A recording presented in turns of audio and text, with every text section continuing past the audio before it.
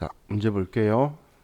자, 일반 전표에 4월 20일 날 당사는 단기 투자 목적으로 시장성 있는 주식을 주당 2만 원에 2,000주를 매입하고 매입 수수료 30만 원 포함하여 보통 예금에서 이체하였다.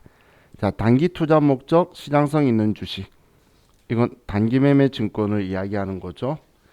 자, 그럼 단기 매매 증권 취득하면서 매입 수수료가 30만 원이 들어갔어요. 단기 매매 증권은 자산 중에서 유일하게 취득 시 부대 비용을 원가에 포함시키지 않는 계정 과목이죠. 그래서 얘는 수수료 비용 900번대 써줘야 되고 이 돈들을 보통 예금에서 이체했다라고 되어 있네요.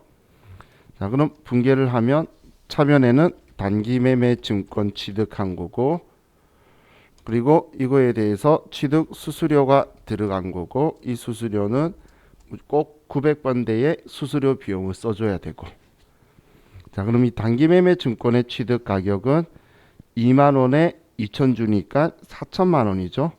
그럼 4천만 원이라는 돈이 단기 매매 증권의 취득 가격이고 30만 원은 수수료고 이 돈 전액을 보통 예금에서 4,030만 원을 이체했죠. 자, 이게 단기 매매 증권의 취득 수수료죠. 처분 수수료는 그냥 처분 손실로 처리하거나 처분 이익에서 줄일 건데 취득 수수료만 수수료 비용으로 처리하는 거였어요. 자, 다음 5월 2일 날 액면가액 2억 원이 3년 만기의 사채를 발행하였으며 대금은 보통 예금에 입금되었다. 자, 그럼 사채 발행했는데 이번엔 발행자의 입장이죠. 그럼 사채 발행했을 때는 우린 대변에 차변에 돈 빌릴 거고 대변에 빚이 다 부채라고 쓰는 계정 과목이 사채인데 얼마 갚아야 되는지 써야 되기 때문에 액면가를 꼭 갚아야 되죠. 그래서 액면가를 써줄 거고 그럼 얘를 2천만 원 빌렸는데 우리가 표현할 땐 발행이라고 표현하지만 사실 2천만 원 빌리려고 차용증처럼 채권을 발행해 줬는데 1920만 원을 받았다는 거예요. 그럼 이 차이 나는 돈이 우리 80만 원 차이 나죠. 그걸 우리는 사채 할인 발행 차금이라고 하는 거죠. 그럼 이 돈이 보통 예금으로 들어왔다는 거예요. 그럼 사채 발행하면 대변에 사채 액면가 쓰는 건 2천만 원 갚아야 되니까 부채로 인식하려고 써둔 거고 그럼 2천만 원 갚아야 되는데 차변에 내가 막상 내 손에 들어온 거는 1920만 원만 들어왔다는 거예요. 그럼 차이 나는 이 80만 원을 우린 작게 받으면 할인이라고 하죠. 깎아주는 걸. 그래서 사채 할인 발행 자금이라는 계정 과목을 쓸 거예요. 자, 다음 5월 9일 날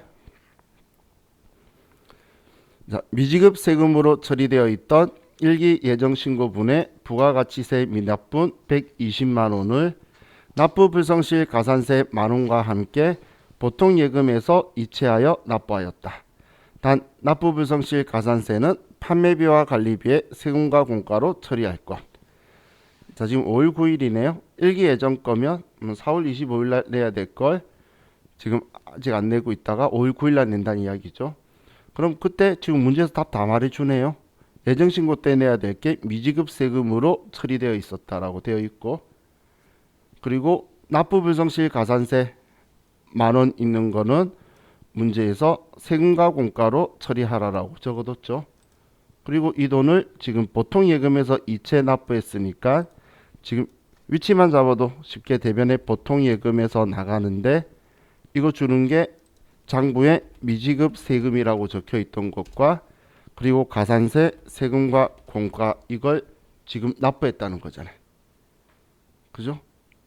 그럼 우리 미지급 세금은 120만 원이라고 적혀 있는 거고 가산세는 만 원이고 이 세금과 공과는 800번대로 처리하라 그랬고 그럼 우리 이 돈 121만 원을 보통 예금에서 이체한다.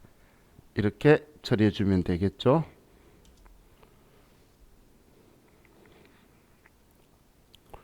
자, 다음 7월 30일 날 착한 토스트에서 공장 직원들이 먹을 간식을 주문하고 아래와 같은 신용카드 매출 전표를 받았다. 단 거래일에 현재 착한 토스트는 간이과세자이다. 자, 지금 간이과세자다 이런 표현한 이유가 신용카드 긁었는데, 그런데 우리는 일반 과세자 거에 대한 거는 매입세 공제가 되는데 간이과세자 거는 매입세 공제가 안 되죠. 그렇기 때문에 일반 전표로 오는 거죠. 그래서 혹시 이재기 신청할까봐 이런 글 적어놨다 그 이야기예요. 일반 전표 문제인데 얘가 들어온 게.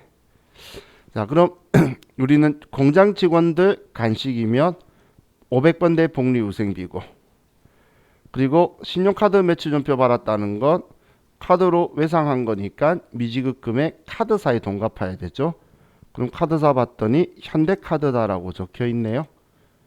그래서 자, 우리는 500번대 복리후생비를 현대카드사한테 갚아야 된다. 이렇게 써줘야 되겠죠. 착한 토스트에 갚아야 될 게 아니죠. 카드 끌고 착한 토스트에 또 돈 주는 건 말이 안 되죠. 자, 그럼 차변에 복리후생비 500번대가 2만원이고, 대변에 미지급금이고 현대카드고 금액은 2만원이다. 이렇게 분계가 들어가야 되겠죠. 얘가 일부러 꼬시려고, 착한 토스트로 꼬시려고 얘를 계속 말했나? 그죠? 다들 시험 때 보면 긴장해서 잘 안 보이잖아요. 자, 다음 8월 21일 날 외상매출금 계정에 있는 해외 매출처인 뉴욕 주식회사에 대한 외화외상 매출금 4만 달러 전액 회수되고 원화로 환가되어 보통 예금에 입금되었다. 자, 그럼 우리는 과거에 물건 팔았을 때에 외상매출금 인식했을 때 환율이 1달러당 1150원이면 이때 장부에 적혀있던 금액은 4만 달러 곱하면 4,600만 원이라고 적혀 있었죠. 자, 그런데 지금 현재 환율로 돈 들어온 건 4만 달러 들어왔는데 들어온 돈을 환율로 계산하면 4,800만 원이죠. 그죠? 그냥 4만 달러를 1150원 곱한 금액이고, 이건 오늘 4만 달러 받아서 오늘 환율로 계산하면 4,800이라는 거예요. 그럼 우리 장부에는 4,600 받을 거다라고 적혀 있었는데, 그런데 오늘 4,800 들어왔으니까 200만 원 더 들어왔죠. 그럼 우리는 회수하거나 상환하는 경우에는 우리는 외환차익, 외환차손 쓰는 거고, 결산할 때만 외화 환산이익, 환산손실 환산하는 거죠. 자, 그럼 이제 우리는 차변에 보통 예금 돈 들어오는 거고, 대변에 돈 들어온 이유가 외상 매출금이 들어오는 건데, 이 외상 매출금이 뉴욕 주식회사고, 그럼 이 외상 매출금은 장부에 4,600만 원 적혀 있던 거 지워주는 거고, 오늘 돈 들어온 거는 우리는 4,800만 원으로 환산하니까 들어왔다는 거예요. 자, 그럼 차이 나는 이 200만 원을 우리는 외환 차익이라고 써주면 되겠죠.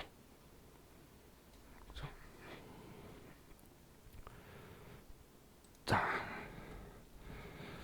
그럼 이제 우리 이 5개를 일반 전표에다가 입력을 하도록 할게요.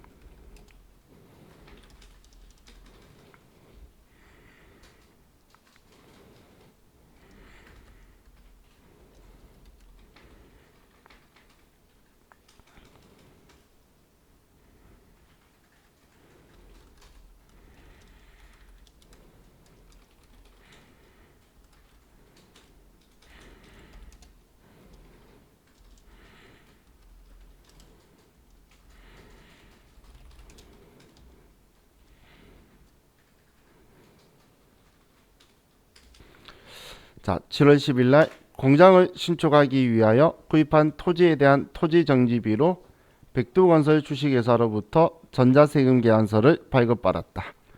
토지 정지 비용으로 1,100만 원을 보통 예금으로 이체하였다. 자, 그럼 이번에는 세금 계산서 받았죠? 세금 계산서 받았을 때만 불공제 사유인지 보는데 공장 신축하기 위해서 구입한 토지 정지비니까 회계 처리를 토지라고 할 거죠. 그죠? 토지 취득원가에 포함시켜야 되는 거죠. 그러면 토지의 자본적 지출이네요. 그래서 54번 불공이 되겠죠. 그럼 차변은 토지라고 처리할 거고 보통 예금에서 이체했다. 자, 그럼 이제 매입매출 전표에 입력하면, 자, 우리 아래쪽이 잘 안 보이니까 이걸 위쪽으로 올리는 게 낫겠죠. 자, 그럼 54번 불공이고 우린 토지 정지비를 금액 1,000만 원에 별도, 거래처는 백두건설, 전자세금 계산서고 불공제 사유는 토지의 자본적 지출 관련. 지금 불공제된 이유가 이것 때문이죠. 토지라고 처리할 거라서 차변에. 그리고 대변에는 보통 예금에서 이체했다.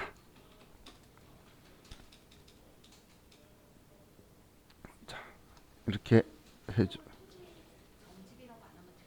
아니요, 이건, 자, 저는 이렇게 말했죠. 자, 여러분들이 꼭 제대로 쓰셔야 되는 거는 날짜, 과세 유형, 공급가액, 세액은 얘 때문에 따로 붙으니까 거래처 코드를 이용한 거래처, 전자, 이것만 정확하게 쓰시면 돼요. 나머지는 얘도 아무거나 써도 되고 얘도 다 안 써도 상관없고, 예, 얘는 이것 때문에 시간 소비하는 거는 엉뚱한 데 시간 소비하는 거니까 신경 안 쓰셔도 돼요. 저도 그래서 적혀있는 글자 중에 가장 적절한 건 그냥 따라 그대로 쓰지 생각 잘 안 해요. 자, 다음 8월 10일 날 당사는 수출 대행업체인 주식회사 대일통상의 구매 확인서에 의해 제품을 판매하고 영세율 전자세금 계산서를 발급하였다. 자, 영세율 세금 계산서 구매 확인서에 의해 발급했으면 12번 매출 영세고, 근데 돈 준 거 봤더니 돈 받은 게 현금으로 1,000만 원, 어음으로 3,000만 원, 이렇게 해서 4,000만 원치 판 거죠. 자, 그럼 날짜 8월 10일 날 12번 매출 영세고 제품 팔았고 10개 400만 원. 거래처는 대일통상, 영세율 전자세금 계산서고 영세율 구분은 3번 내구신용장 구매 확인서에 의하여 공급하는 재화고, 자, 분계는 제품 매출을 맞고 차변에 현금으로 1,000만 원, 그리고 차변에 제품 매출 일반적인 상거래인데 어음 받았으니까 받을 어음이다. 이렇게 들어와 있으면 되겠죠.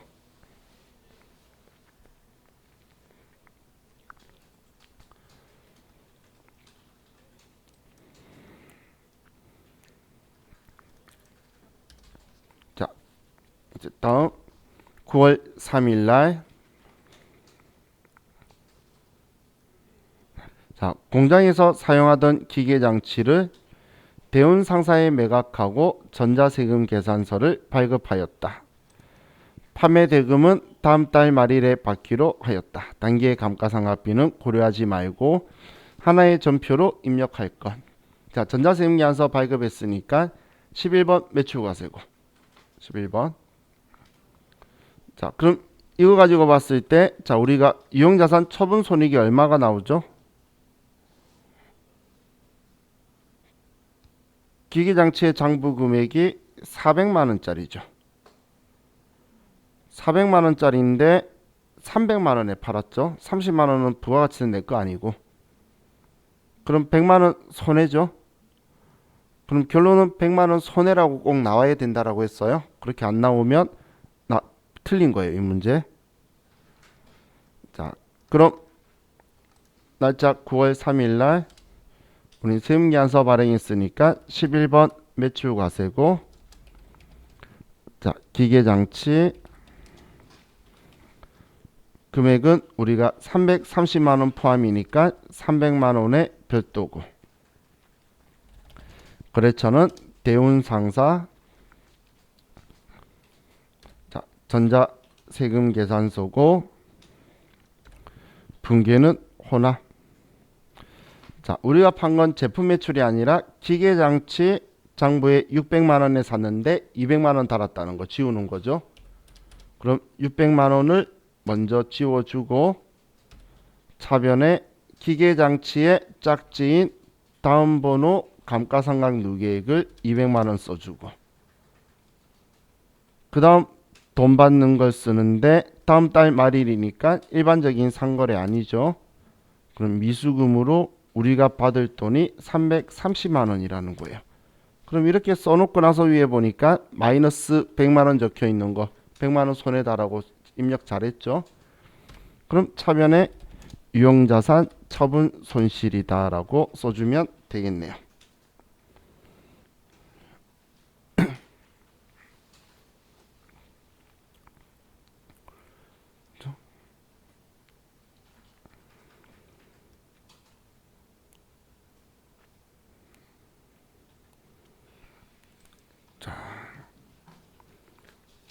다음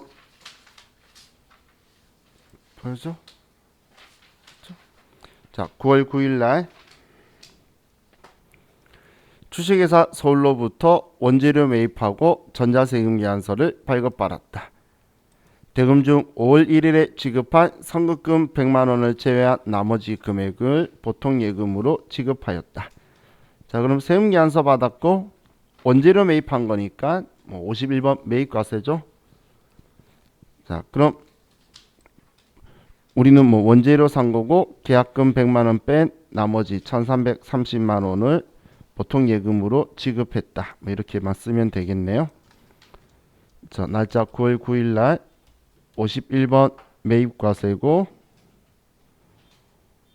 우리는 원재료를 1300만 원에 샀고, 거래처는 주식회사 서울, 전자세금 계산서 분계는 혼합. 우리가 산 건 원재료 맞고, 대변에 과거에 지급했던 선급금 100만 원을 제외하고 나머지는 보통 예금에서 이체했다. 이렇게 써주시면 되죠.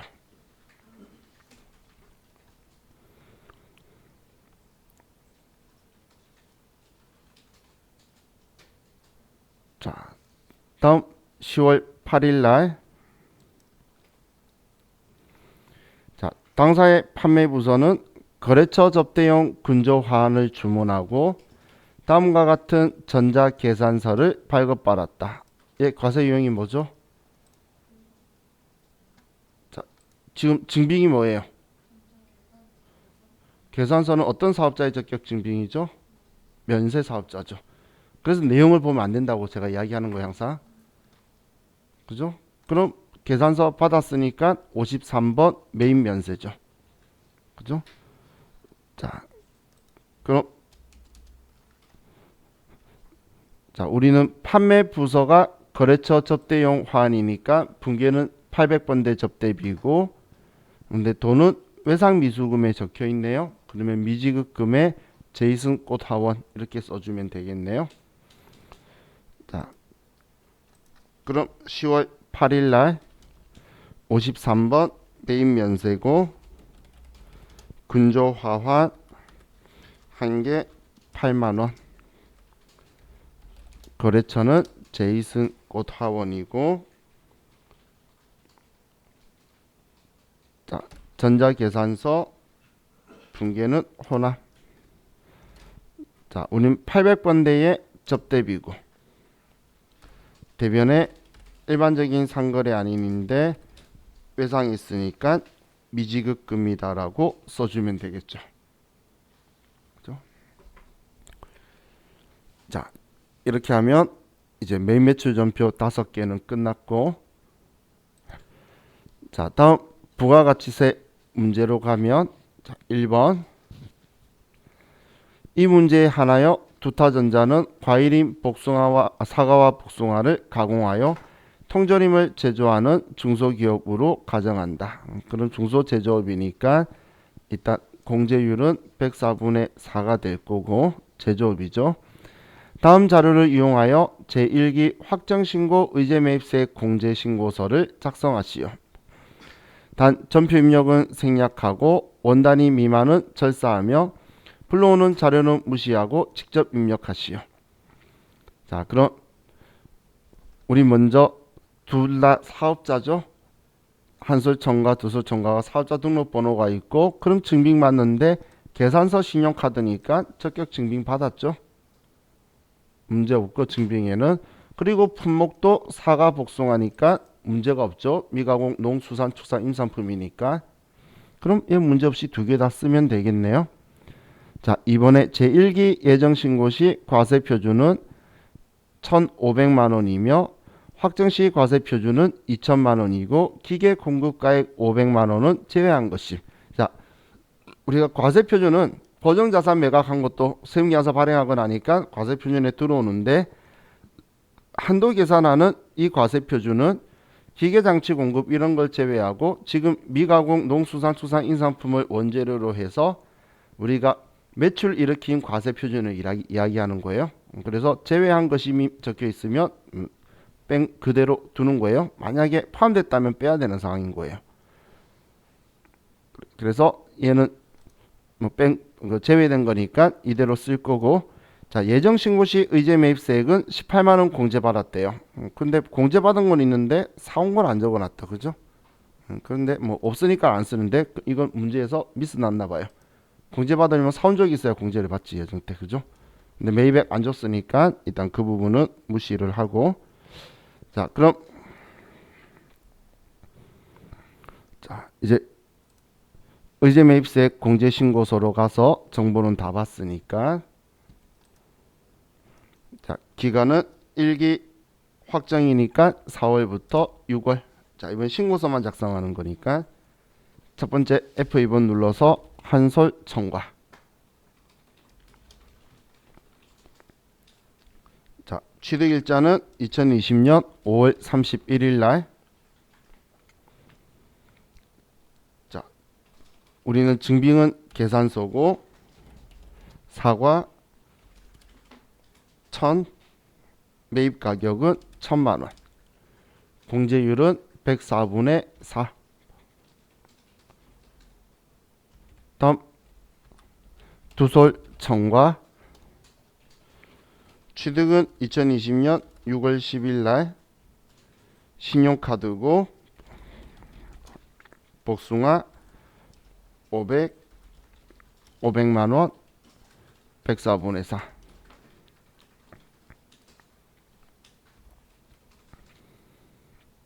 자, 그럼 이제 두 개 입력이 끝났으니까 아래에 과세 표준을 쓰면 우리 자료 2번에 있는 거 그대로 쓰는 거예요. 1,500만 원에 2천만 원. 자, 예정신고에 의제매입세 공제 대상 매입액을 줬으면 여기에 더해줘야 되는데 안 줬으니까 그냥 이대로 두는 거예요. 만약 주면 더해줘야 되는 거였고. 근데 지금 문제 제시 안 해줬으니까 지금 여기는 이번 확정 때 산 것만 지금 자동으로 들어와 있는 건데 예정 때 매입액 주면 쓰는 거라 그랬어요. 자, 그리고 이제 예정 신고에 공제받은 게 18만 원이니까 18만 원을 빼면 우리는 35만 8,461원이 이번에 공제가 되는 거네요. 이렇게 하고 저장 누르면 자, 이건 끝났죠.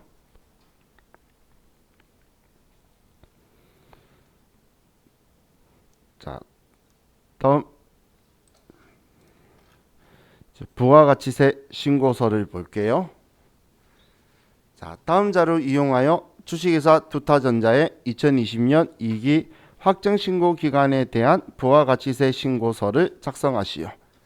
단 부가가치세 신고서 이외의 부속서류 및 과세표준 명세 입력은 생략하며 신고서 작성을 위한 전표 입력도 생략, 세분함이 최소화되도록 작성하시오.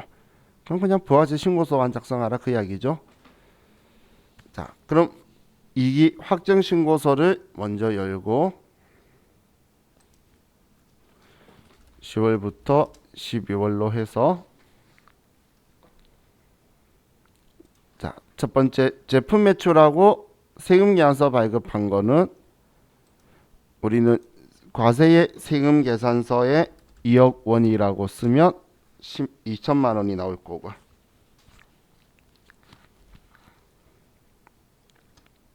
다음 신용카드로 결제한 제품 매출 전자세금 계산서 미발급. 근데 부가세 별도니까 과세 거래죠. 그러면 과세의 신용카드 현금 영수증 3번 칸에 6천만 원이라고 쓰고,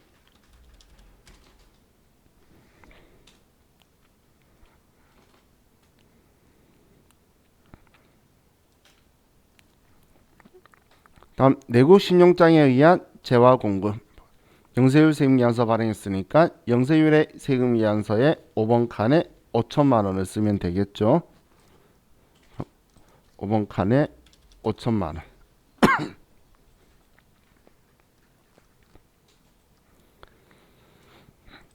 다음 재화의 직수출액이 1억 2천이고 영세율 대상이며 전자세금 계산서 미발급한 거네요. 그럼 얘는 영세율의 기타. 그럼 6번 칸에 1억 2천만 원.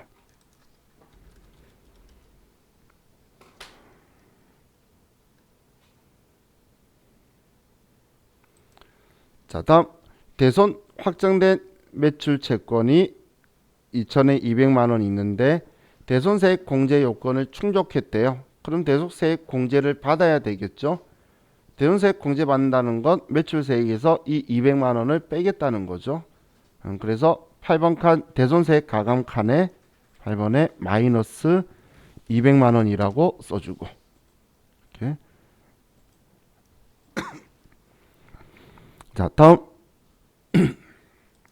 매입에서 자, 원재료 매입한 거 1억 5천에 1,500만 원 전자세금 계산서 수취했어요. 그럼 세금 계산서에 일반 매입에 원재료니까 1억 5천만 원에 1,500만 원이라고 쓰고,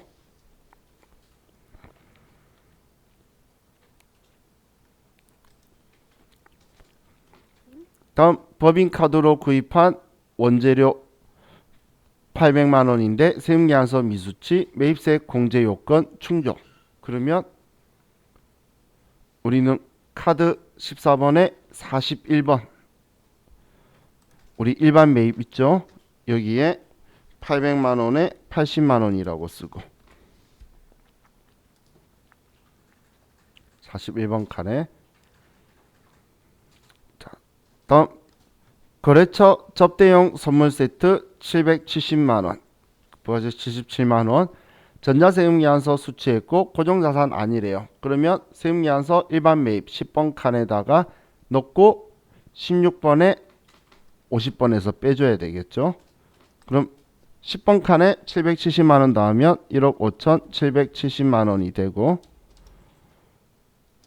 그럼 부가세는 1577만 원이 되고, 자, 10번 칸에 넣은 후에 16번에 와서 50번 칸에 770에 77만 원을 써주고,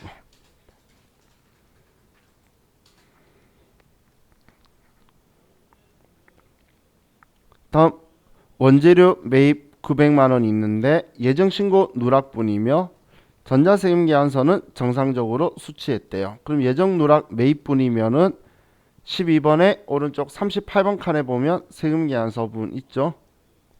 그럼 12번에 38번 칸에 오른쪽에 900만 원에 90만 원 써주고,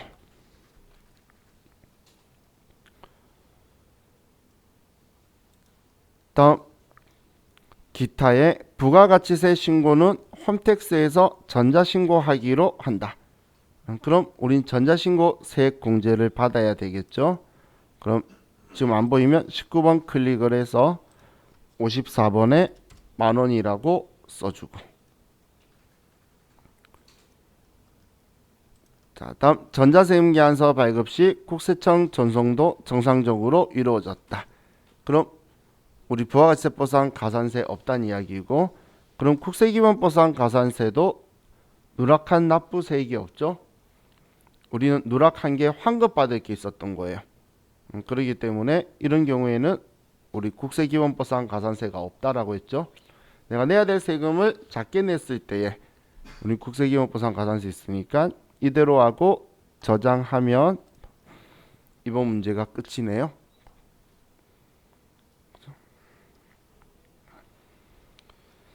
자, 이제 결산 문제로 갈게요.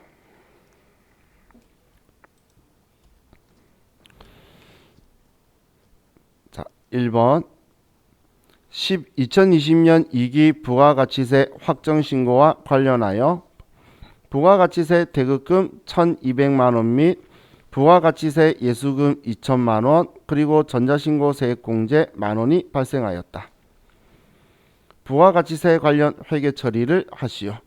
납부세액의 경우 미지급세금, 환급세액의 경우 미수금, 전자세액 공제액은 자비익으로 처리하시오. 뭐 많이 적어놨는데 지금 여기에는 부가세 대급금, 부가가치세 예수금, 그리고 전자신고 세액공제. 자, 이거죠. 그럼 기본 틀이 자 예수금 정리하는 거니까 차변에 부가세 예수금이고, 그럼 대변은 부가세 대급금을 정리할 거고, 그럼 우리는 전자신고세액공제 자비익이라 그랬죠. 자비익은 수익이잖아. 대변에 자비익. 그럼 이제 위치 다 잡았네요. 그럼 부가세 예수금은 2천만 원이고 부가세 대급금은 1,200만 원이고 자비익은 만원이다. 그럼 지금 얘는 800만 원 중에 전자신고 세액공제 빼고 그럼 금액이 799만 원을 우리가 내야 되는 거죠. 납부해야 되니까 799만 원이 우리는 미지급 세금이 되겠네요.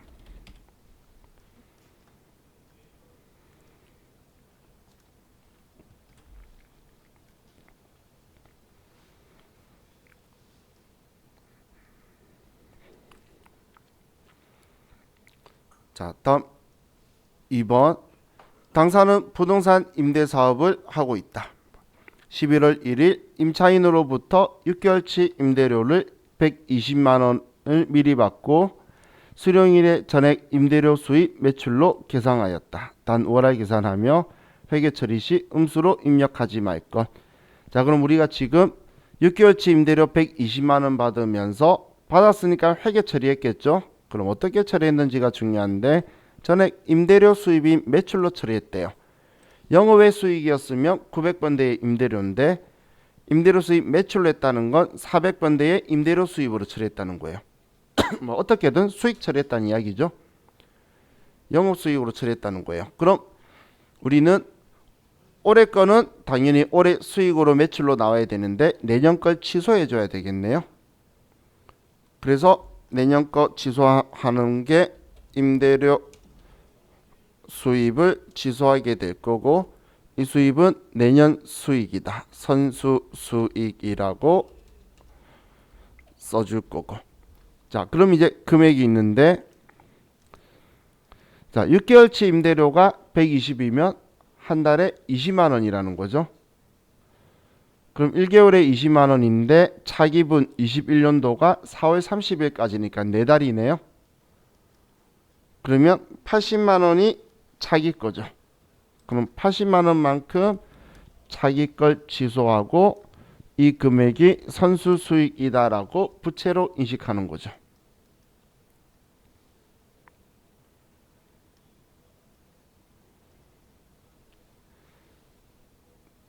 자, 이렇게 하면 자, 이번 문제는 됐고, 자, 다음 3번. 자, 아래에 제시된 자료를 토대로 당초에 할증 발행된 사채의 이자 비용에 대한 회계 처리를 하시오. 단 전표는 하나로 입력할 것. 자, 혹시 이거 기억나시나요? 자, 우리가 사채 할인 발행 이자 지급할 때는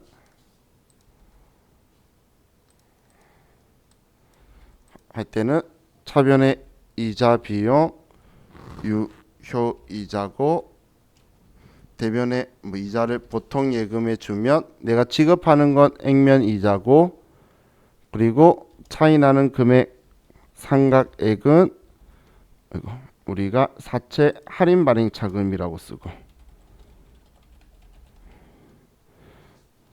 그럼 할증 발행 이자 지급은 이자 비용 똑같이 유효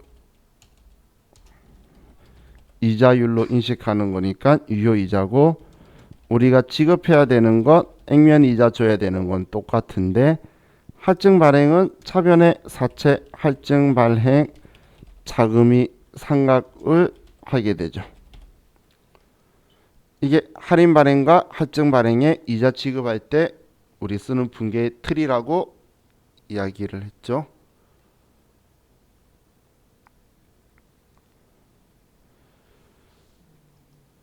그럼 이걸 상각액이라는 건 줄여간다는 게 사채 할인 발행 차금은 발행했을 때 차변에 차임 계정 있는 걸 사채 차임 계정 있는 걸 상각 줄여가는 거고 할증 발행은 액면가보다 돈 많이 받아서 대변에 있던 할증 발행 차금을 상각해서 차변으로 끌고 가는 거죠. 저는 제가 그래서 이 틀을 기억하라는 게 이 세 개 중에서 두 개 값을 줄 거라 그랬잖아요. 그럼 지금 이 문제도 이 세 개에서 두 개 값을 주고 있죠.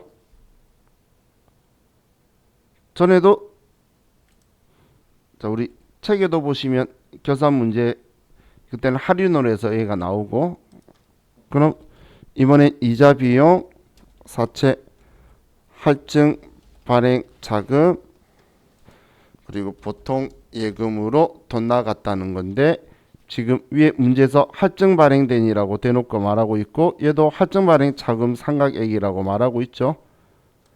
얘는 액면 이자라고 말하고 그럼 지금 액면 이자가 55만 원이 나갔는데 사채 할증 발행 차금 상각액이 21만 5,300원이라는 거예요.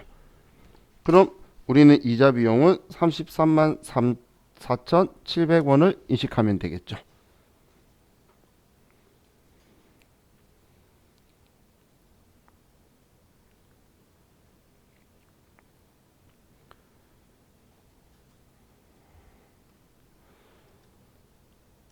자, 이렇게 하면 이제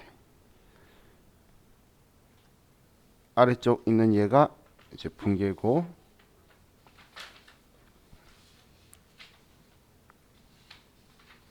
자, 다음 4번 당해년도 퇴직급여 추계액은 생산직 1억 원, 관리직 6천만 원이고 이미 설정된 퇴직급여 충당 부채는 생산직 5천만 원, 관리직 2,500만 원이다. 당사는 퇴직급여 추계액의 100%를 퇴직급여 충당 부채로 계상한다.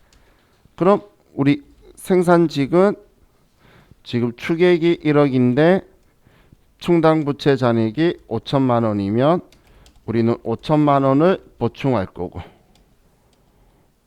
다음 관리직은 지금 잔액이 6천만 원인데 잔액이 2,500만 원이니까 그러면 3,500만 원이 있으면 되겠죠. 얘가 지금 우리가 보충하려고 하는 금액이죠. 이것들을 생산직거는 임금 아래에 퇴직급여 전입액에 얘는 급여 아래에 퇴직급여 전입액 500번 800번에다가 써주면 되겠어요. 바로 아래 대손충당금 있으니까 자동 계산하려고 금액 값만 설정 계산을 했어요. 자, 다음 5번은 결산일 현재 외상매출금 잔액과 미수금 잔액의 잔액 3%에 대하여 대손을 예상하고 대손 충당금을 보충법에 의해 설정하시오. 자, 외상매출금하고 미수금에 대해서 3%를 설정한다.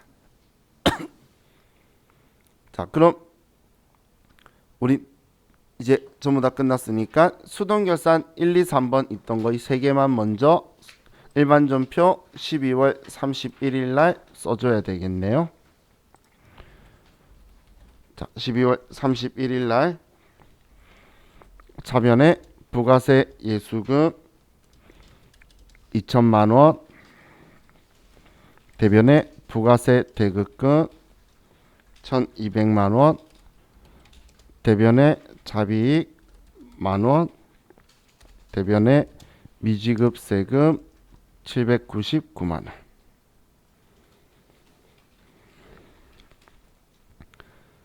자, 다음 차변에 임대료 수입 400번대에 있죠. 400번대가 우리 매출이죠. 금액 자기 거 80만 원 지우고 대변에 선수 수익 80만 원이다. 다음 3번은 액면이자 보통 예금에서 55만 원 지급하는데 사채 할증 발행 자금 상각액이 21만 5,300원이기 때문에 이자 비용은 나머지 33만 4,700원이다 라고 써주게 되죠.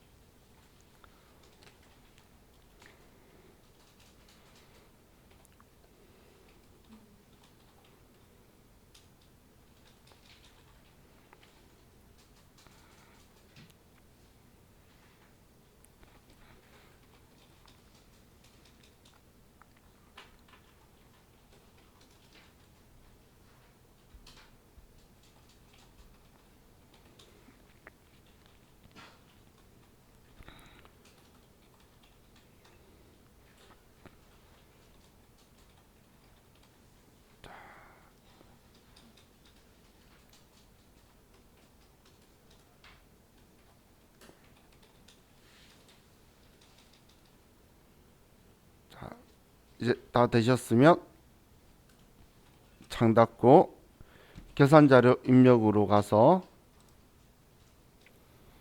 자, 엔터 치면 회계기간이 설정이 되죠. 1월부터 12월. 자, 그럼 대손 충당금 문제가 있으면 혹시 마이너스 뜰까봐 문제에서 꼭 여기서 하는 것 같은 어제 같은 상황이 아니면 우리는 대손 삼각 버튼 눌러서 마이너스 뜨면 수동 계산 가야 되거든. 그런데 먼저 대손율을 3%로 바꾸고 둘 다 3%죠. 그리고 뭐 마이너스 뜰 일은 없네요. 그럼 설정하라고 한 게 외상매출금과 미수금이니까 그 외 계정 과목들의 설정 추가 설정액은 다 지워버리고 나머지들은 다 지워버리고 문제에서 외상매출금 미수금의 3%니까 얘 둘만 남겨놓고 얘 둘만 그리고 결산 반영.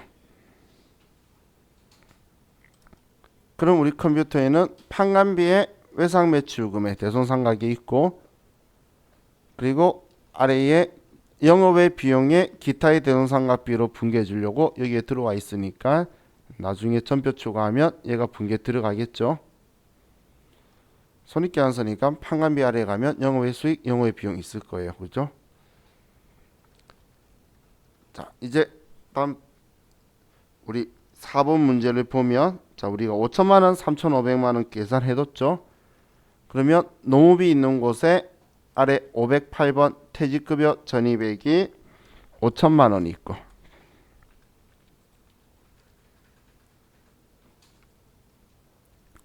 다음 800번대 판관비에 800번대 퇴직급여 전입액에 3,500만 원이라고 써주고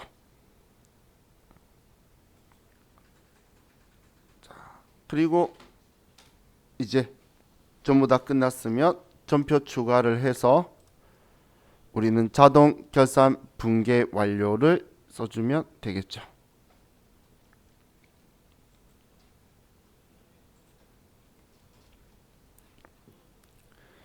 자, 그럼 이제 계산 문제 끝났고 다음 원천징수 문제를 볼게요. 당사는 매월 말일에 급여를 지급하고 있다. 이영미의 아래 5월 급여 대장을 바탕으로 급여 자료 입력 메뉴에서 급여 항목과 공제 항목을 입력하고 원천징수 이행사항 신고서를 작성하시오.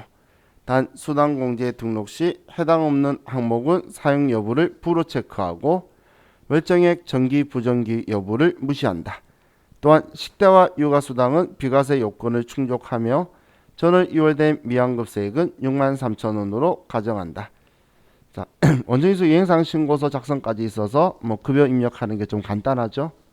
아래 보면 기본급, 월차수당, 상여 얘는 다 과세고 식대, 육아수당이 비과세라고 적혀 있고 공제는 특이한 거 없으니까 자 그럼 사용하지 않는 건 우린 풀하고 해라 했기 때문에 자 원천징수 가서 급여 자료 입력으로 가고 자 위에 수당 공제로 가서 자 우리 첫 번째 기본급이 있고 월차 수당이 있고 상여가 있고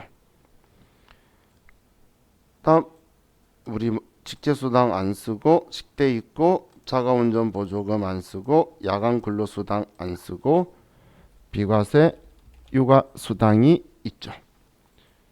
그냥 안 올리고 좀 지웠어요. 뭐 추가되는 게 별로 없어서.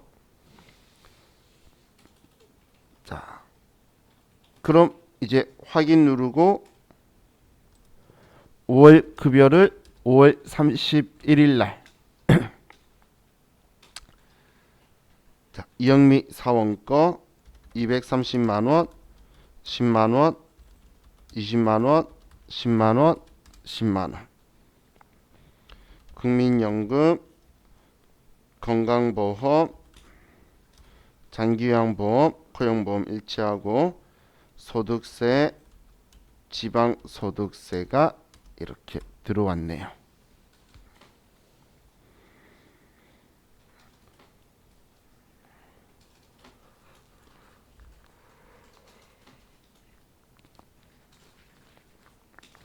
자, 일반적으로는 이렇게 입력해 놓고 내가 여기 실수했나 아니면 금액 틀린 게 있나 보고 싶으면 공제 총계 보시고 문제랑 일치하면 정확하게 썼구나라고 보시면 돼요.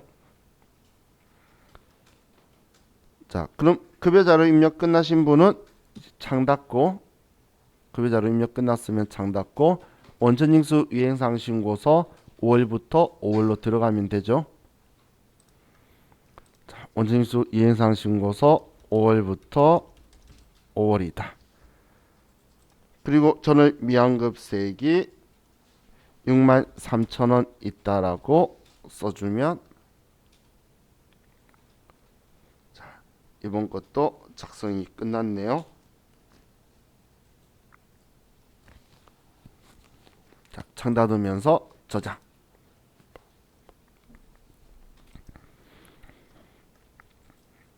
자, 다음 이제 2번 다음에 연말정산 관련 자료를 보고 사무직 사원 최민상의 세부담 최소화를 위한 연말정산 초과자료 입력 메뉴에 연말정산 입력 탭을 입력하시오. 다음 부양가족 탭은 무시할 것. 자, 쭉 정보가 있고 아래 초과자료에 부양가족이 배우자는 40세 소득 없고 기본공제 대상, 자녀는 만 5세 소득 없고 취약전 아동 기본공제 대상, 모친 어머니는 주거 형평상 별거 이건 상관없고 만 71세 그런데 부동산 임대 소득 금액이 2,400 있으니까 기본공제 대상은 안 되네요. 그럼 의료비를 제외하고는 되는 게 없죠. 어머니는. 자, 그럼 이제 뭐 더 이상 없으니까 자, 보험료부터 보면 자, 본인 저축성 보험료. 저축성 보험은 누구 거라도 안 되죠. 다음 본인 자동차 보험료, 배우자 보장성 보험료, 자녀 보장성 보험료. 어머니 제외하고는 둘은 배우자 자녀는 기본공제 대상이니까 문제가 없네요. 그럼 이 세 개 보험료 되니까 자, 우리 항목별로 바로바로 씁시다. 연말정산 추가자료 입력에 가서 최민상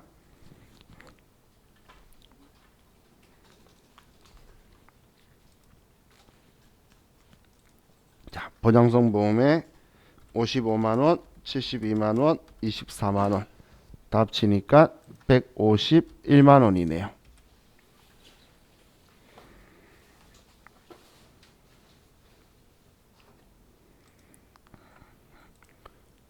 다음 의료비가 있는데 본인 보약 구입 건강 증진 목적. 그럼 안 되죠. 의료비 공제가. 자, 모친 질병 치료 목적 병원비 220만 원. 최민상 신용카드로 결제됐대요. 그럼 신용카드 쪽에 지금 모친 병원비가 언급이 되어 있으니까 아래 보니까 220만 원. 이건 카드 쪽 가서 보면 되고. 자, 어머니가 71세라서 65세 이상 경로자에 전액 공제되고, 배우자 임플란트 시술비 되는데 그냥 그 밖에 공제 대상 일반이죠. 배우자는 특이점 없으니까. 그럼 의료비로 가서 어머니는 65세 이상이라서 220만 원은 65세 이상, 배우자는 200만 원.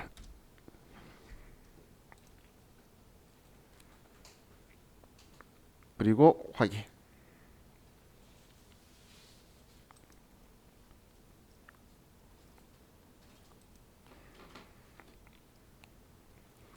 자, 다음 교육비에서 본인 대학원비, 대학원은 본인만 되니까 문제가 없죠. 자, 모친 대학 등록금, 직계 전속의 교육비는 안 되니까 얘는 제외하고, 자녀 유치원비, 취약전 아동 얘는 문제가 없죠. 자, 그럼 대학원비하고 자녀 유치원비. 자, 교육비로 가서 본인의 600만 원. 그리고 취약전 아동 100만 원. 이렇게 하고 확인하면, 자, 끝이 났고, 다음 기부금에서 본인 종교단체 기부금 300만 원 되고, 배우자 정치자금 기부. 정치자금 기부는 본인 거만 되는 거죠. 그렇기 때문에 이건 안 되고. 그럼 본인 종교단체 기부금을 제일 아래쪽에 300만 원이다라고 써주고.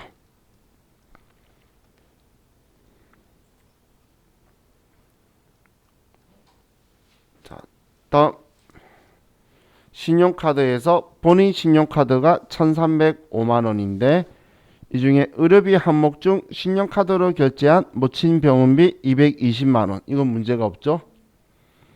다음 대중교통 이용분 90만 원, 전통시장 사용액 9만 원. 뭐 문제 있는 건 아닌데 이 두 개는 따로 쓸 거니까 빼고 써야 될 거고, 대중교통 전통시장은 따로 쓸 거니까. 다음 배우자 신용카드 700만 원 있는데 이것도 대중교통 이용분, 전통시장 사용분이 있네요.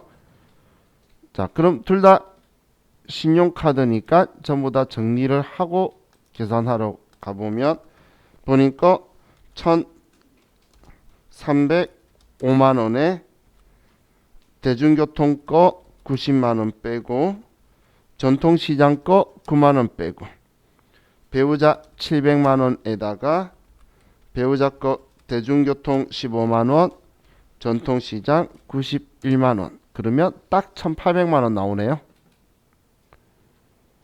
그럼 1,800만 원이 신용카드 공제 칸에다가 써주고,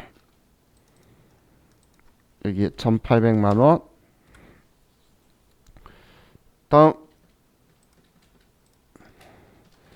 대중교통은 90만 원, 15만 원, 105만 원이죠. 두 개 105만 원. 105만 원을 대중교통에 써주고. 다음 전통시장은 9만원, 91만원, 100만원이네요. 그래서 전통시장에 100만원이다라고 쓰고 확인하면, 자, 이 사람의 필요한 내역은 전부 다 입력이 끝났네요. 자, 이건 별도 저장 없이 닫았다 열어도 그대로 나올 거기 때문에 이렇게만 하시면 끝이죠. 자, 이제 우리 제일 첫 페이지 이론 문제로 가서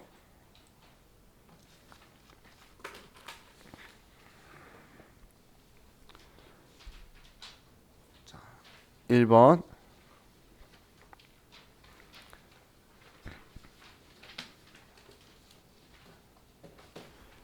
자, 다음 중 대손금 회계 처리에 대한 설명으로 틀린 것은 자, 1번 모든 채권에 발생된 대손 처리 비용은 판매 관리비로 처리한다.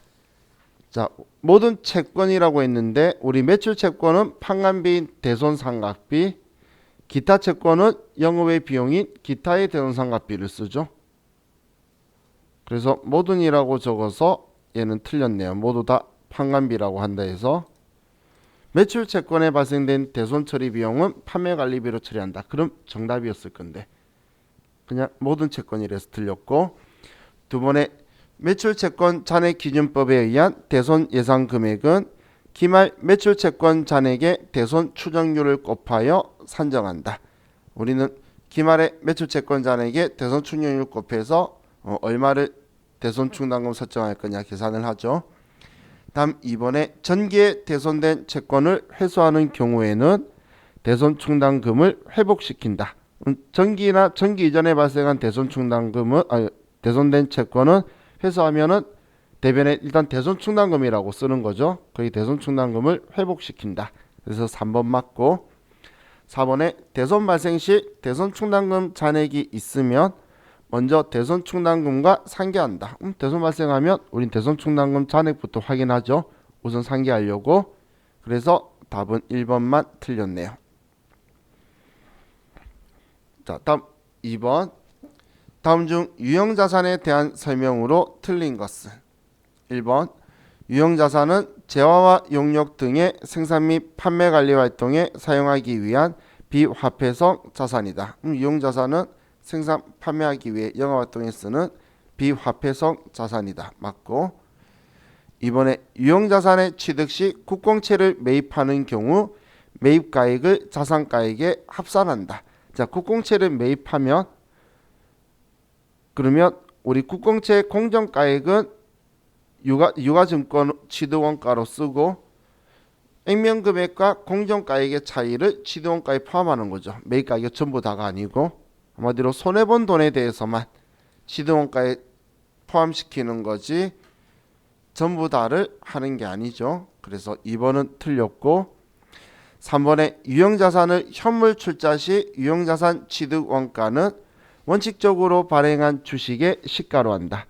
자, 우리 주식 발행하면 대변의 자본금이고 무조건 액면가를 쓰고 차변에 돈을 받아야 되는데 시가인 돈을 받아야 되는데 물건으로 받았다는 거예요. 그럼 그 물건의 취득 가격은 우리 주식 시가만큼의 가치가 되는 걸로 보는 게 회계 기준의 원칙이에요. 그래서 3번은 정확한 답이고, 근데 이제 예외사항이나 세법에서는 그 자산의 우리 거의 시가를 모르는 경우에 이제 자산의 공정가액을 가지고 한다 있는 것 때문에 누가 이의제기 신청했는지 3번도 툭 던지듯이 아마 답안지에는 적혀 있으실 건데 그거는 너무 생각하지 마시고 2번으로만 기억하세요. 다음 4번에 동령자산 교환하는 경우에는 유형자산 처분 손익을 인식하지 않는다. 우리 동종자산 교환은 취득한 자산의 취득가액은 제공한 자산의 장부가액을 써서 우리는 손익이 발생 안 하는 게 동종자산, 이종자산은 제공한 자산의 공정가액을 쓰기 때문에 장부가액과 차익이 무조건 손익으로 발생되는 거고, 얘는 동종이라서 처분 손익이 인식하지 않는다. 정확한 지문이죠. 그래서 틀린 거는 1, 2번. 자, 다음 3번. 주식회사 우리가 보유한 다음의 유가증권을 단기매매 증권으로 분류하는 경우와 매도가능 증권으로 분류하는 경우 2020년 계상되는 단기 손익의 차이 금액은 얼마인가? 단기 손익이라는 건 손익계약서에 있는 수익비용 이야기하는 거죠. 그럼 A회사 주식 1000주를 주당 만원에 공정가치 만원에 매입하였다. 기말에 A회사 주식의 주당 공정가치가 1,500원으로 평가되었다. 그럼 주당 500원이 올랐네요. 1000주니까 50만원 올랐을 건데 단기매매 증권으로 분류하면 단기매매 증권 평가 이익 금액은 영업외 수익으로 처리할 거고, 매도 가는 증권이었으면 매도 가는 증권 평가이익 50만원 할 건데 매도 가는 증권 평가이익은 자본인 기타 포괄 손익 누계액이라서 이 50만원이 전부 다 손익계산서로 들어가지 않죠. 자본이라서 재무상태표 계정이니까. 그래서 평가손익의 차이죠. 단기매매 증권 평가손익과 매도 가는 증권의 평가손익의 차이는 그냥 전액이 다 날 거예요. 단기매매 증권은 영업외 수익비용 처리하니까 평가이익 평가손실도, 매도 가는 증권은 우리는 기타 포괄 손익 누계액으로 처리할 거죠. 자, 다음 이제 4번. 자, 다음은 재고자산에 대한 설명이다. 가장 옳지 않는 것은 1번 할부 판매 상품의 경우 대금이 모두 회수되지 않더라도 상품의 판매 시점에서 판매자의 재고자산에서 제외한다. 자, 할부 판매는 장기 할부 판매든 단기 할부 판매든 상관없이 넘겼으면 이제 내가 팔 수 있는 재고자산이 아니죠. 팔았으면. 그래서 재고자산에서 빼는 거죠.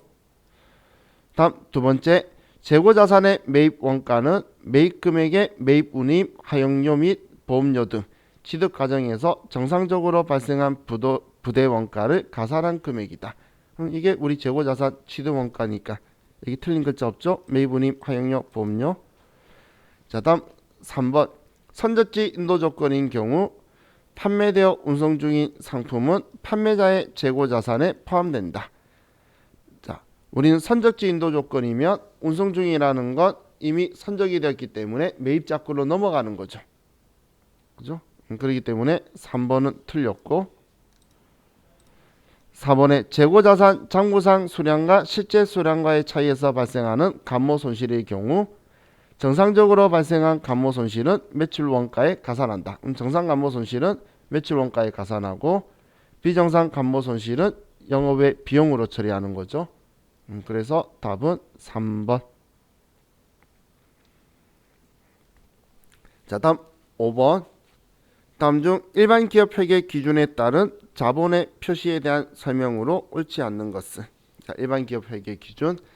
자본은 보통주 자본금과 우선주 자본금으로 구분하여 표시한다. 맞죠? 자본금은 보통주 자본금, 우선주 자본금.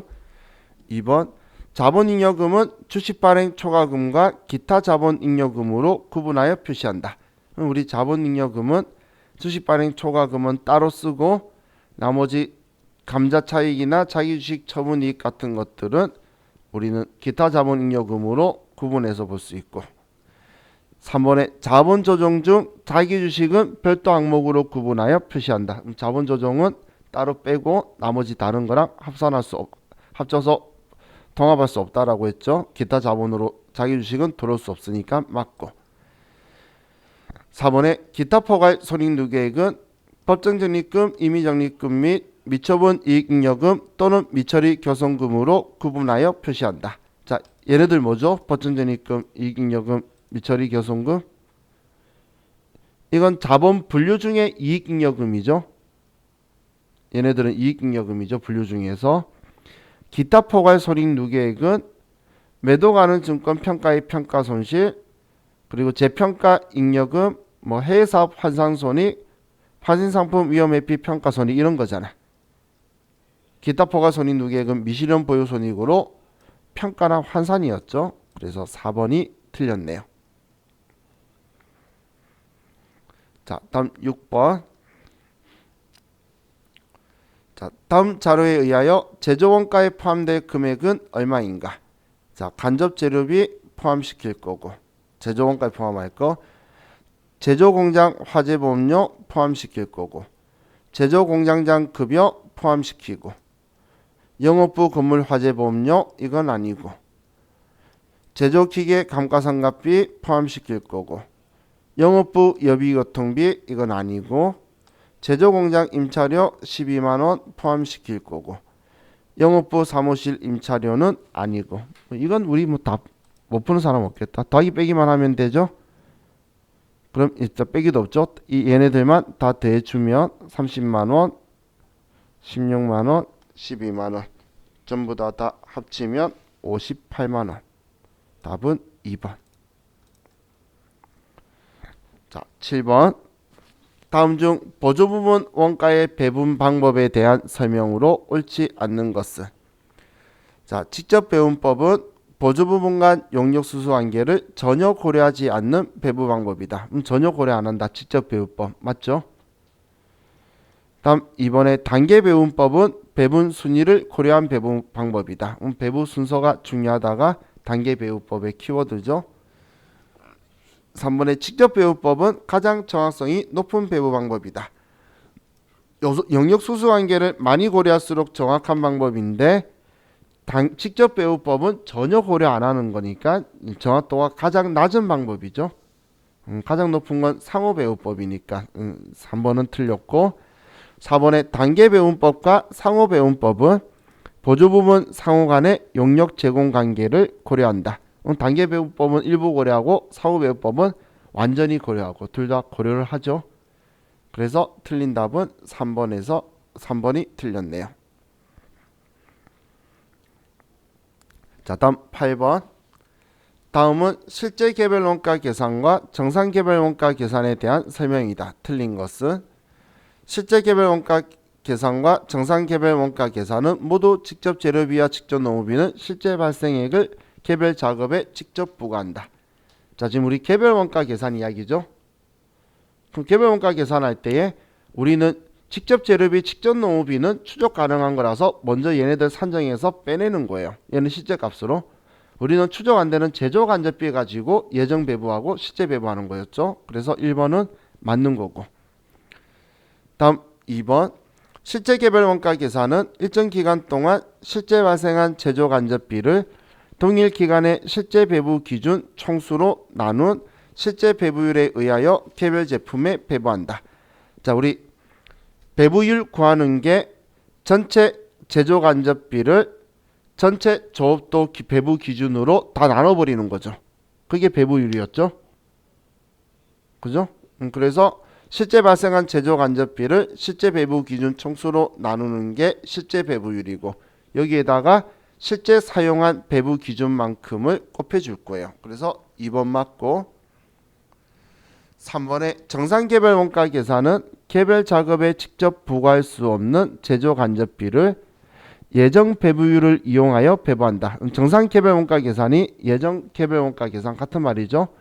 예정 배부율을 가지고 곱해줄 거고 실제 조업도에 그 3번 맞고 4번의 원가 계산이 기말까지 지연되는 문제를 해결하고자 실제 개별 원가 계산이 도입되었다. 늦게 나오기 때문에 우리는 정상 개별 원가 계산, 예정 개별 원가 계산을 한 거죠. 실제 값이 나오면 예정이나 정상은 할 필요가 없는데 실제 값이 늦게 나오는 거를 우리가 보완하기 위해서 정상 개별 원가 계산 쓰는 거죠. 그래서 4번은 틀렸네요. 자, 다음 9번. 다음 자료를 이용하여 정상 공선 수량과 비정상 공선 수량을 계산했을 때 옳은 것은 정상 공선은 단기 완성품의 5%로 가정한다. 자, 그럼 우리는 기초 제공품 단기 착수 우리 T 계정 제가 안 써도 얘 둘이가 차변 계정이죠. 기초 착수고 대변이 기말 완성이잖아. 그럼 기초 착수가 200개, 900개 하면 1100개인데 기말 제공품이 150개, 완성이 800개면 950이면 자, 그러면 우리는 공손 수량은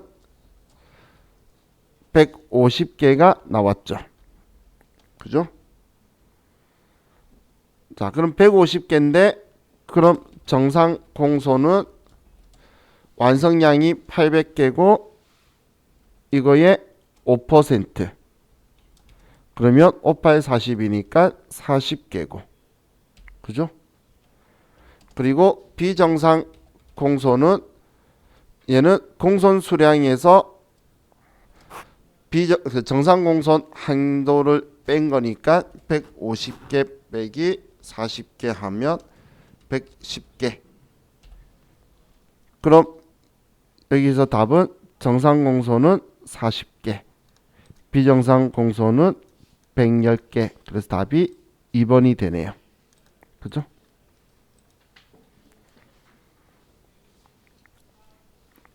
자, 다음 10번.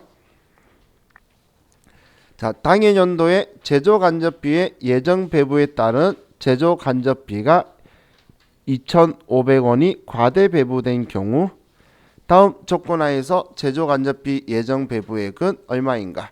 자, 직접 재료비, 간접 재료비, 직접 농업비, 간접 농업비, 간접 경비 실제로 발생하였다. 자, 그럼 지금 2,500원 과대 배부라고 했는데 물어본 게 예정 배부액이면 실제 배부액을 알면 되겠죠? 그럼 실제로 발생한 걸 줬는데 지금 우리가 보는 건 제조간접비잖아. 제조간접비는 간접재료비, 간접농업비, 간접경비의 합이죠.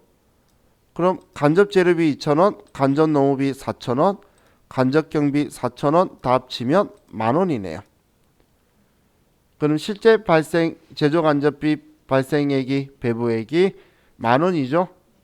그럼 10,000원인데 2,500원 과대 배부라면 예상은 얼마를 했다는 이야기죠? 과대 배부면 많이 예상했다는 거니까. 그렇죠. 12,500원을 배부했다는 이야기죠. 그죠?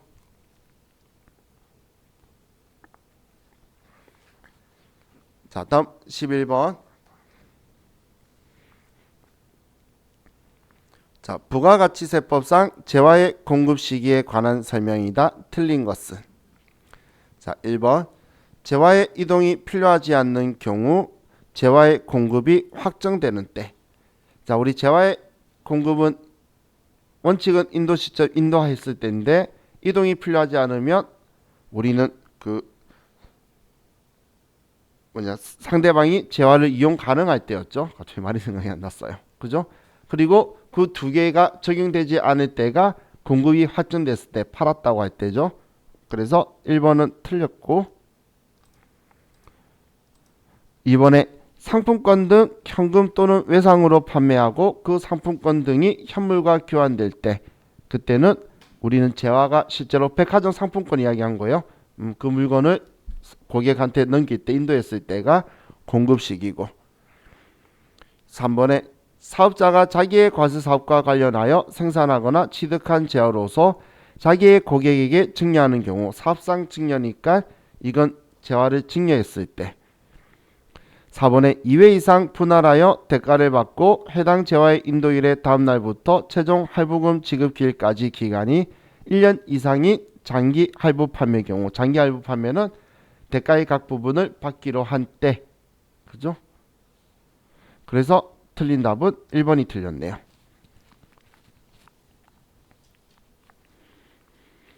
자, 다음 12번. 다음 중 세금계산서 필요적 기재사항이 아닌 것은 자, 공급시기 작성 연월일 맞고 과세표준인 공급가액 그리고 세액 그리고 공급자 공급받는 자의 등록번호 공급자의 상호성명 근데 공급 품목 오늘 물어보셨던 거 매매주 전표에서 얘는 필요적 기재사항도 아니다. 그죠? 그래서 얘는 틀렸고 자, 다음 13번. 주식회사 구룡은 제품을 외국에 수출하는 업체이다. 당사 제품 5만 달러를 수출하기 위하여 2020년 11월 20일에 선적하고 대금은 12월 10일에 수령하였다. 수출 관련 과세 표준은 얼마인가? 지금 돈 미리 받은 거 없이 전액 11월 20일 날 선적하고 12월 10일 미래에 돈 받는 거죠. 그럼 선적일 기준 환율을 쓰면 되겠네요. 그럼 11월 20일 기준 환율 쓰면 5만 달러를 달러당 1,000원이면 5천만 원이 되겠죠. 그래서 답은 1번이 되네요.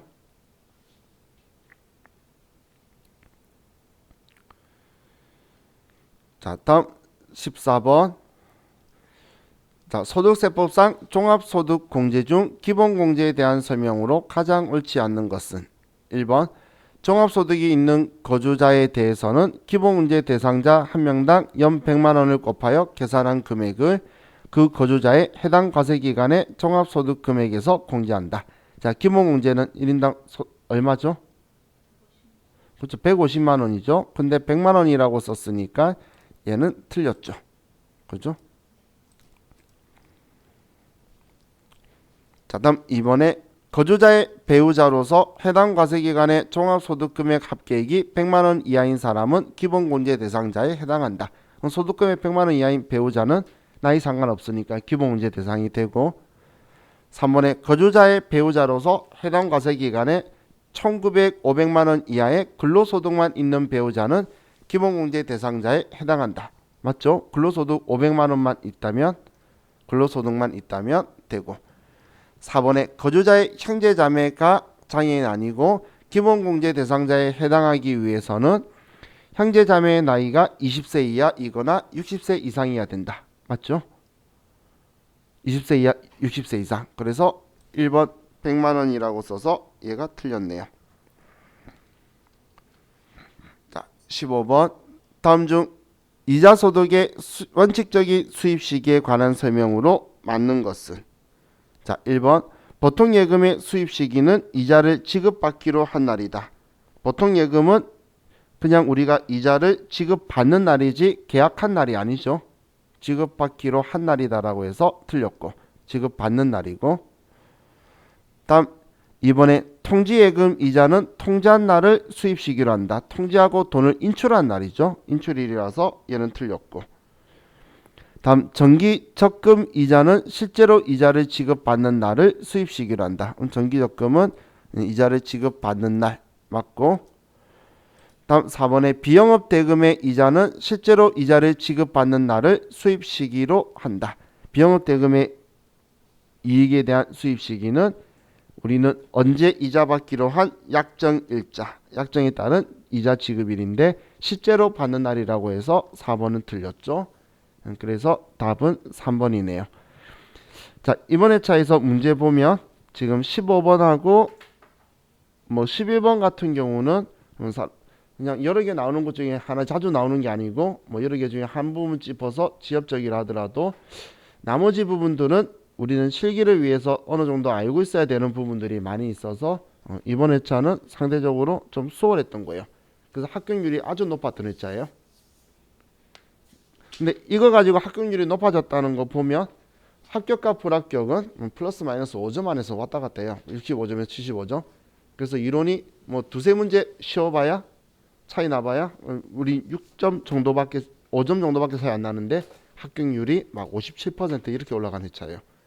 근데 이 57%라는 게 학원에서 공부한 게 아니고 그 학교 고등학생이라든지 그냥 똑하게 했다든지 아니면 시험 안 보는 사람 빼고 한 거니까 실질적으로 지금 공부 열심히 하시는 여러분들 같은 경우는 뭐 훨씬 더 뭐 좋은 결과가 있을 것 같아요. 자, 오늘 고생 많으셨고 저희 또 내일 뵐게요. 수고하셨습니다.